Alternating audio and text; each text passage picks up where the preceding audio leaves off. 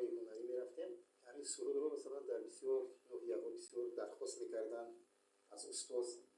ва устоз вақте ки рӯи саҳна меромад, мардум чунон пешвоз мегирифт, ҳамн толорҳо пур мешуд.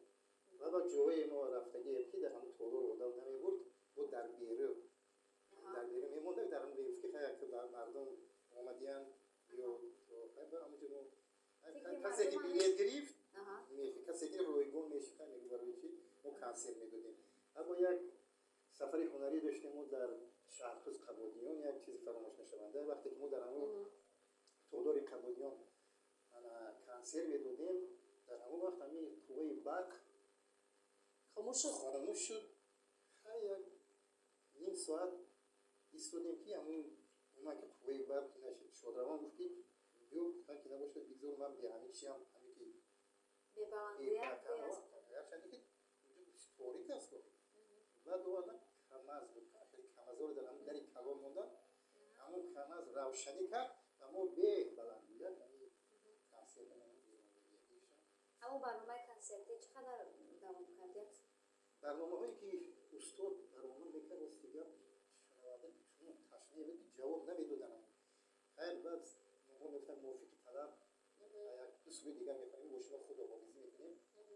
баъд меромад мерафт ҳамон хелам тамошобин ҳамон саҳна намерафтанд, намерафт қарсак мезанад. ҳамунҷо вақт қарсак мезанад, ҳам пошноқӣ дар ҳамон пол буд мезанад. гашта бароянд бо ҳамон хел хайр бо мувофиқи талаб буд меомада буд. хайр як аз хастагӣ наменалиданд? не, бисёр хайр ки шикелам тамошобин ки хурсанд мешид, илҳом мегирифт. ва як таронаи дигар доранд, як таронаи хеле маъруф аст, бимон ман мирам то дар амон бошӣ. чӣ гуна як таронаи зебост, ҳам матнаш зебост, ҳам мусиқияш зебост. این سرودро шодравон устод дар солҳои охирони ҳаётиш дар як сол ду сол мондан ҳамин суруда иҷод карда буд. бисёр як суруди бисёреро дӯст медоранд, тамоми мардуми тоҷикистони суруда хеле дӯст медоранд. мо ҳам шогирдоҳо дар консертҳо мехонем бисёр вақт ҳамин суруда. гӯё хотираи Дӯстмурод Алиев дар ҳамин тарона аст. бале, бия чор мисраи ҳамин таронаро замзама кунем.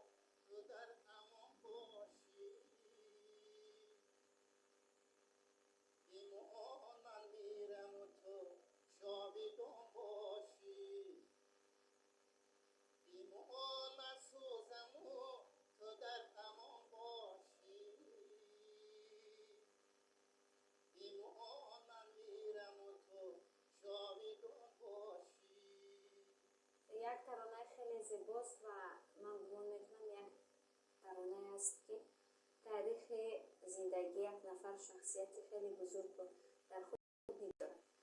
ва дар идомаи барнома биёд як таронаи дигари устодро пешниҳод кунем. як таронаи дигар бо номи борони найсон, бисёрам як суруди баҳорӣ аст дар иҷрои абдуҷаббор сулаймонов пешкаш шумо медиҳем.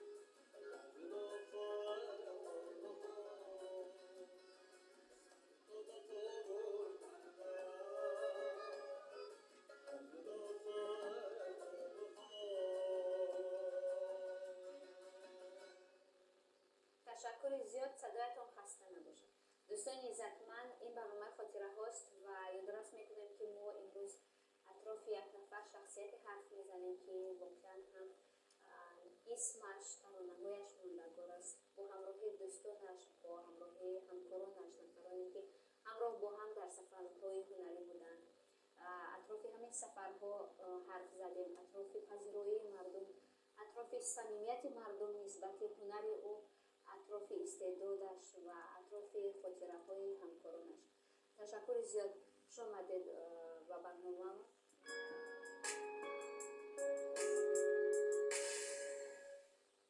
ما بسیار حالت ها میگوییم که عمر وفا نکرد، زندگی جاودانه نیست و قانون طبیعت حیات همین است که انسان میرنده است و واقعا هم بزرگان، شاعران، ادبیات شناسان، هنرمندانی بودند که محبوب بودند، شناختنی بودند، رفتند و شاید هزاران نفر دیگر، دقیق است که هزاران نفر دیگر از پی آنها خواهیم رفت. اما در بعضی موردها نمیتوان بگفت که عمر وفا نکرد، زیرا بعضا شاهکاری‌های هستند که شاید همان عمر همان هنرمند را جاودانه نگه می‌دارند، هستی‌اش را نگه می‌دارند.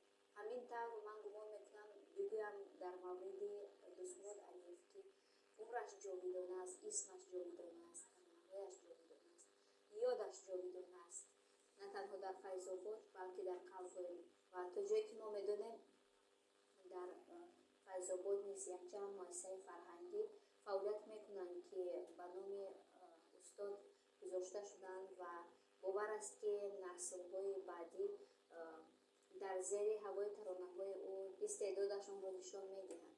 و ما که حالا به انتهای برنامه نزدیک می‌شویم، در انتها بازم قلبمان میل گوش کردن بازم ترانه دوستمراد علیف را می‌کند و می‌خواهیم که با گوش کردن یک ترانه دیگرش به یاد گذشته برویم، به همون سال‌های 70 80 به اوج موفقیت یک جوانی که از ناحیه فیض آباد شهرتش مرز تاجیکستان را عبور کرد و می‌خواهیم که همین شهرت، همین محبوبیت به نسل‌های بعد از ما نیز برسد. بیا ترانه را میشنویم و با همین با بینندگان خیر باشیم.